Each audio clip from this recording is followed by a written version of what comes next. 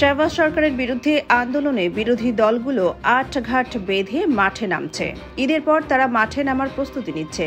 এজন্য সব দলের সঙ্গে যোগাযোগ করার নির্দেশ দিয়েছেন পাকিস্তান তেহরিকে ইনসাফ পিটিআই এর প্রতিষ্ঠাতা ও সাবেক প্রধানমন্ত্রী ইমরান খান। আর আন্দোলনের ধরনটা বাংলাদেশে ঘটে যাওয়া জুলাই স্টাইলে হওয়ার সম্ভাবনা রয়েছে বলে জানা গেছে। এর আগেও গত বছরের শেষের দিকে তুমি কে আমি কে বাংলাদেশ বাংলাদেশ বলে স্লোগান দিয়েও দলের ভেতরে কোন্দল থাকায় আন্দোলনটা চূড়ান্ত রূপ পায়নি। খান সাহেবের আইনজীবী ফয়সাল চৌধুরী বলেন, দলীয় প্রধানের নির্দেশ নিয়ে মাঠে নেমেছেন নেতারা। তিনি সরকারের বিরুদ্ধে আন্দোলনের জন্য অন্য রাজনৈতিক দলগুলোর সঙ্গে দ্রুত আলোচনা করার নির্দেশ দিয়েছেন। নয়া পাকিস্তান নামের শোতে কথা বলার সময় এই আইনজীবী জানান, ঈদের পর বর্তমান সরকারের বিরুদ্ধে আন্দোলনের প্রস্তাব দিয়েছেন ইমরান খান।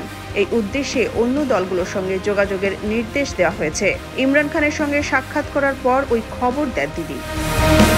চৌধুরী আরও বলেন, ইমরান খান আসাদ কায়সারকে জমিয়াতে উলেমায়ে ইসলাম ফজল মাহমুদ খান আসাকজাই পাখতুনখাওয়া মিল্লি আওয়ামী পার্টি শহীদ খাকান আব্বাসির Awam Pakistan grand democratic alliance Jamaat Islam Mahrang Baloch সহ সকলের সঙ্গে যোগাযোগের আদেশ দেন।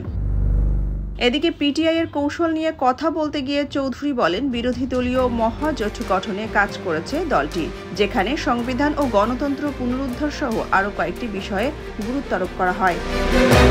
তিনি আরও বলেন, জোটের উদ্দেশ্যের মধ্যে মানবাধিকার লঙ্ঘনের ইতি ঘটানোর বিষয়টিও অন্তর্ভুক্ত আছে। তবে তিনি বলেন, বিচার বিভাগ ও গণমাধ্যমের স্বাধীনতা ছাড়া ওই সকল উদ্দেশ্য বাস্তবায়ন সম্ভব না। ফয়সাল চৌধুরী বলেন, মহাজোট গঠনের মধ্যেই ইমরান খানের দলের নেতৃত্ব দেবেন কায়সার, জেইউআইএফ এর কমিটির নেতৃত্ব দেবেন কামরান মুর্তজা ও সাবেক প্রধানমন্ত্রী আব্বাসির অধীনে কাজ করছে একটি উপকমিটি। বর্তমান সরকারের বিরুদ্ধে আন্দোলন সৃষ্টি করতে অন্য দলগুলোর সঙ্গে ঐক্যমত্যে পৌঁছাতে পিটিআই যোগাযোগ করেছে বলে জানান চৌধুরী। যৌথ বিরোধী দলগুলোকে নিয়ে গত সপ্তাহে কায়সারের বাসভবনে আলোচনা হয়। ইমরান খানকে ক্ষমতা থেকে উচ্ছেদের পর তার দল কয়েক দফা আন্দোলন করেছে। তবে প্রত্যেক আন্দোলনই আইন শৃঙ্খলা রক্ষাকারী বাহিনীর সঙ্গে সংঘর্ষে হঠাৎ করে শেষ হয়। 2023 সালের 9 মে ইমরান খানকে আটক করার সময় বেশ কিছু সরকারি ও সামরিক স্থাপনায় আক্রমণ করে ক্ষুব্ধ পিটিআই সমর্থকরা।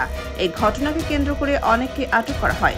এরপর 2024 সালের 26 মে নভেম্বর ইসলামাবাদে আরও একটি আন্দোলন করেন ইমরান খানের সমর্থকরা। এর পরিপ্রেক্ষিতে ব্যাপক ধরপাকড় চালানো হয়। সোনিয়া খান, খবর সংযোগ।